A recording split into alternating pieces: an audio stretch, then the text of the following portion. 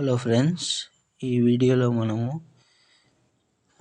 గొప్ప పారిశ్రామికవేత్త, ఇన్నోవేషనిస్ట్ అయినటువంటి ఎలాన్ మస్క్ గురించి తెలుసుకుందాము. ఈరోజు ఈనాడు పత్రికలో వచ్చిన ఒక ఆర్టికల్ ద్వారా ఎలాన్ మస్క్ గురించి చెప్పబోతున్నాను. ఆలోచన ఆచరణై. అతను పారిశ్రామికవేత్త. 2016 డిసెంబర్లో లాస్ ఏంజల్స్లో ఓ అత్యవసర సమావేశానికి కారులో బయలుదేరారు. దానిలో పలుమార్లు ట్రాఫిక్ జామ్లో చిక్కుకుపోవడంతో టైం వేస్ట్ అయిపోతుందని విసుగ్గా ఓ ట్వీట్ చేశారు.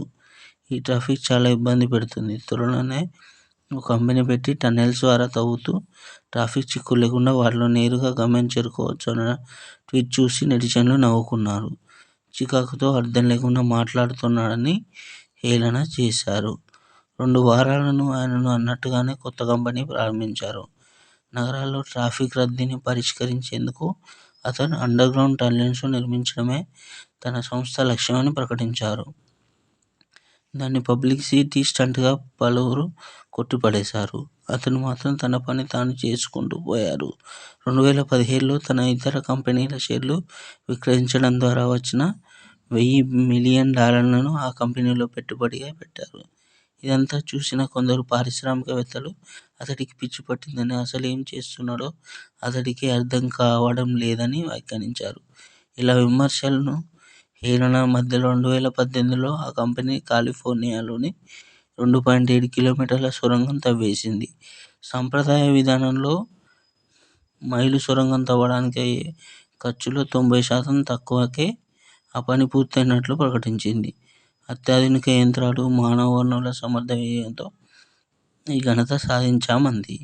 అప్పటి వరకు సొరంగాలు తవ్వడం అంటే ఖర్చు ఎక్కువ, లాభాలు తక్కువని భావిస్తూ వచ్చిన పారిశ్రామికవేత్తలంతా ఆశ్చర్యపోయారు. టన్నెల్ పరిమాణం తక్కువైనా దాన్ని రవాణాతో పాటు అనేక ఇతర అవసరాలకు వినియోగించుకోవచ్చని తేలింది. ఆ సంస్థ చేతిలో ఇప్పుడు పలు ప్రతిష్ఠాత్మక ప్రాజెక్టులున్నాయి. ప్రస్తుతం సుమారు $7 బిలియన్ విలువ కలిగిన ఆ సంస్థ పేరు ది బోరింగ్ కంపెనీ. ఆ పారిశ్రామికవేత్త ఎవరో కాదు, ఎలాన్ మస్క్. ఎలాన్ మస్క్ ఇవే కాకుండా స్పేస్ ఎక్స్ అనే కంపెనీ రన్ చేస్తున్నాడు. ట్విట్టర్ను కొన్న ఎక్స్ కంపెనీని రన్ చేస్తున్నాడు. మరియు కొన్ని కంపెనీలు రన్ చేస్తున్నాడు. మనిషికి నిత్యం వందలాది ఆలోచనలు వస్తుంటాయి. వాటిలో ఎక్కువ భాగం ఒక రోజు ఎదురైన అనుభవాలకు సంబంధించి ఉంటాయి. 90% ఆలోచనలు ఒక గంట తర్వాత వస్తే గుర్తుండవు. కానీ ఎలాన్ మస్క్ సమస్యను, దాని పరిష్కారం గురించి వచ్చిన ఆలోచనను సీరియస్గానే తీసుకున్నారు. అది ఆచరణ సాధ్యమా కాదా అనే విషయాన్ని పట్టించుకోలేదు. నష్టభయాన్ని, హేళనను అధిగమించి తనను తాను నమ్ముకుని ఆచరించి చూపించారు. కఠిన సందర్భాలు ఎదురైనప్పుడు మనుషులు ఎలా ప్రవర్తిస్తారు, ఎలాంటి నిర్ణయాలు తీసుకుంటారు, సంక్షోభ సమయాలను ఎంత సమర్థవంతంగా అనే అంశాలపైనే ఆ వ్యక్తుల విజయాలు ఆధారపడి ఉంటాయి. ఇక్కడ మస్క్ చేసింది అందరూ చేయాల్సింది అదే. ఇది ఎందుకు చెప్తున్నానంటే, ఇప్పుడు గ్రూప్